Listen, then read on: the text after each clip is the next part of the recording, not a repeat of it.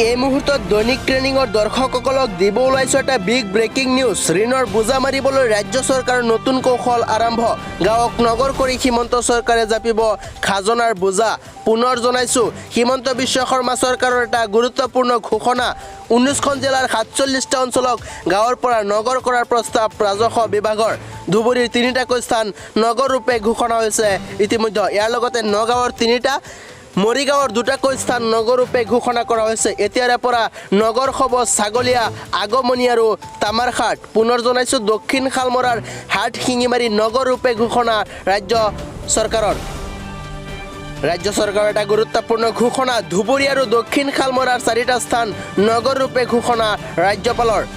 ঋণৰ বোজা মাৰিবলৈ ৰাজ্য চৰকাৰৰ এই নতুন কৌশল আৰম্ভ বুলিও জানিব পৰা গৈছে। এক সূত্ৰত প্ৰকাশ পাইছে এই তথ্য। গাঁৱক নগৰ কৰি হিমন্ত চৰকাৰে জাপিব খাজনাৰ বোজা। ইতিমধ্যে নগাঁৱৰ নিজ কঠীয়াতলীৰ লগতে কচুৱা আৰু বেবেজীয়াকো নগৰ ৰূপে ঘোষণা কৰিছে ৰাজ্যপালে। ইয়াৰ লগতে মৰিগাঁৱৰ লাহৰীঘাট আৰু নিলিকো নগৰ ৰূপে ঘোষণা। ধুবুৰীৰো 3টাকৈ স্থান নগৰ ৰূপে ঘোষণা কৰা হৈছে। এতিয়াৰে পৰা নগৰ হ'ব ছাগলীয়া, আগমনী আৰু তামাৰঘাট। পুনৰ জনাইছোঁ, এই বিগ ব্ৰেকিং নিউজ। দক্ষিণ শালমৰাৰ হাট শিঙিমাৰী নগৰ ৰূপে ঘোষণা কৰিছে ৰাজ্যপালে। আৰু এই কামৰ পাছতে অসমজুৰি সৃষ্টি হৈছে তীব্ৰ প্ৰতিক্ৰিয়াৰ। ধুবুৰী আৰু দক্ষিণ শালমৰাৰ 4টা স্থান নগৰ ৰূপে ঘোষণাৰ লগে লগে ৰাজ্যত সৃষ্টি হৈছে বহু প্ৰতিক্ৰিয়াৰ। ধুবুৰী আৰু দক্ষিণ শালমৰাৰ 4টা স্থান নগৰ ৰূপে ঘোষণা ৰাজ্যপালৰ। ঋণৰ বোজা মাৰিবলৈ ৰাজ্য চৰকাৰৰ নতুন কৌশল বুলিও এক সূত্ৰত প্ৰকাশ পাইছে।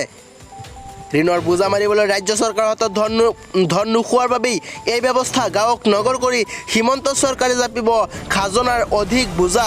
19খন জিলাৰ 47টা অঞ্চলক গাঁৱৰ পৰা নগৰ কৰাৰ প্ৰস্তাৱ ৰাজস্ব বিভাগৰ। ইতিমধ্যে ধুবুৰীৰ 3টাকৈ স্থান নগৰ ৰূপে ঘোষণা কৰিছে ৰাজ্যপালে।